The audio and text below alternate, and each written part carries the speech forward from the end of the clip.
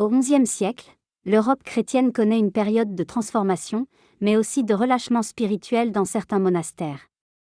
La vie monastique, autrefois marquée par la simplicité et la rigueur, s'est parfois éloignée de ses racines. C'est dans ce contexte que naît Étienne Harding vers 1059 en Angleterre, dans une époque où certains ressentent le besoin urgent de revenir à une vie plus authentique et fidèle à l'Évangile.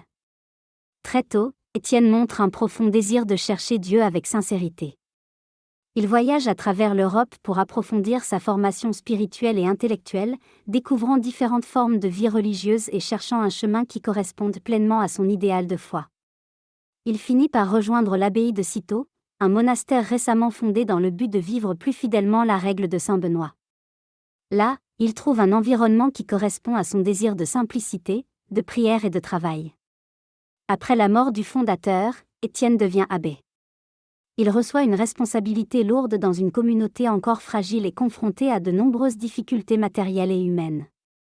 Les débuts sont difficiles. Les vocations sont rares, les ressources limitées, et le projet semble incertain. Pourtant, Étienne reste fidèle à sa vision, convaincu que la fidélité à Dieu porte du fruit, même lorsque les résultats ne sont pas immédiatement visibles. Il met en place une organisation rigoureuse et une vie communautaire centrée sur la prière, le travail manuel et la pauvreté.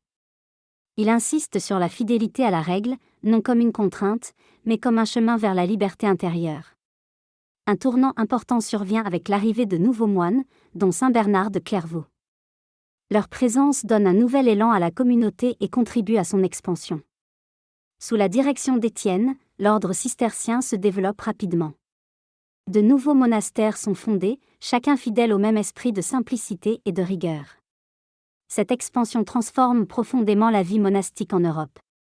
Étienne Harding joue également un rôle important dans la structuration de l'ordre. Il établit des liens entre les communautés pour préserver l'unité et éviter les dérives.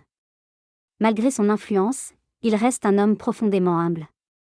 Il ne cherche pas le succès, mais la fidélité.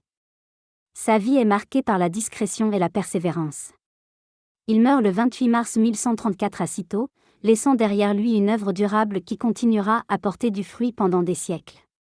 Son héritage est celui d'un renouveau spirituel fondé sur la simplicité et la vérité. Son témoignage nous rappelle que les grandes transformations commencent souvent dans la discrétion, par des choix simples mais fidèles. Il montre que la fidélité quotidienne peut changer le monde en profondeur. Inspirons-nous de saint Étienne Harding pour rechercher l'authenticité dans notre foi, pour vivre avec simplicité, et pour rester fidèle même lorsque les débuts sont difficiles. Saint Étienne Harding nous enseigne que la fidélité dans les petites choses peut engendrer de grandes transformations.